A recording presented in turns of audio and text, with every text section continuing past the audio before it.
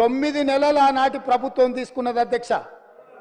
వీళ్ళ చరిత్ర ఇక మీ కరోనా వచ్చిందో ఇంకా మీ కర్మ కాలిందో నేనేం చెప్తా కానీ 2020-21 అధ్యక్ష 25/12/2020 నాడు మొదలుపెట్టి 22/4/2021 4 నెలలు పట్టింది అధ్యక్ష. 2020-21 సంవత్సరంలో యాసంగి పంట.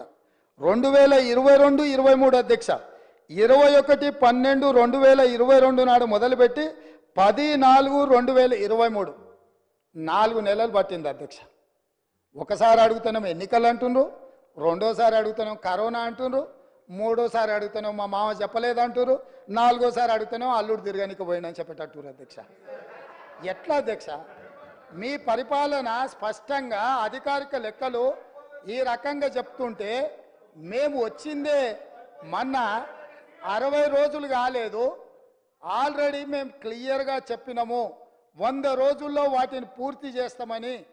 అయినా అప్పుడే రైతు బంధు ఇవ్వలేదు అని గగ్గోలు పెట్టి రైతులను రెచ్చగొట్టాలన్న ప్రయత్నం చేస్తే రైతులేమన్నా అమాయకుల అధ్యక్ష? వాళ్ళకి తెలీదా ఎవరి చిత్తశుద్ధి ఏంది, ఎవరి ఆలోచన ఏంది, ఎవరు ఏం చేస్తుండ్రో, ఎవరు ఏ రకంగా వ్యవహరిస్తుండ్రో తెలీదా అధ్యక్ష?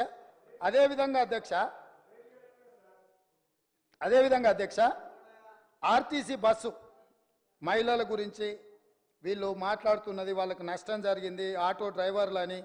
ఒక ఆయన ఆటో రాముడు కృష్ణానగర్లో మొత్తం సినిమాకి సంబంధించిన వాళ్ళే ఉంటారు, సురభి నాటకాలు వేసేవాళ్ళు, సినిమాలో చిత్రసీమలో ఎక్స్ట్రా క్యారెక్టర్స్ అంటారు, ఏమంటారు వాళ్ళను?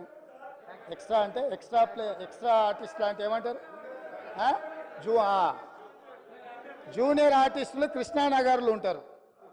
టీఆర్ఎస్లో ఒక జూనియర్ ఆర్టిస్టు ఆడేదో సమావేశానికి పోయిండంట, ఆడ ఆటో కనిపించిందంట, ఆటో ఎక్కి ఆటో రాముడు ఆఫీస్కి పోయిండంట. మళ్ళీ దాంట్లో మాత్రము లోపల కెమెరా పెట్టిరు అధ్యక్ష, ఆయన ఎక్కింది దిగింది షూటింగులు చేయడానికి. ఏంది అధ్యక్ష ఈ డ్రామా? ఏంది డ్రామా? ఏంది ఇది?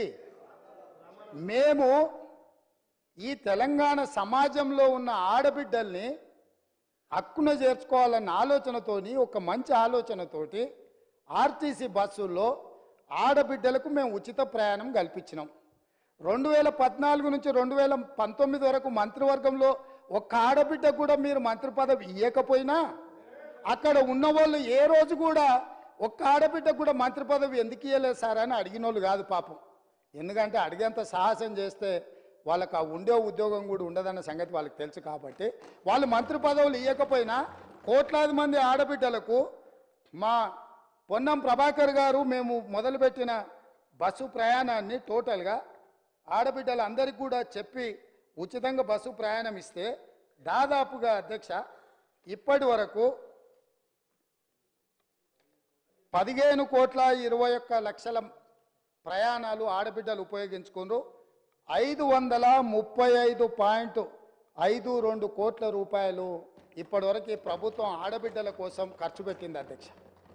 ఒక మంచి పని చేసినప్పుడు అభినందించడానికి నోరు రాకపోయినా ఆ నిర్ణయాన్ని వ్యతిరేకించుకుంటూ నిరసన తెలుపుతూ ఒక ఆటోని తీసుకొచ్చి అక్కడ తగలబెట్టింది అధ్యక్ష.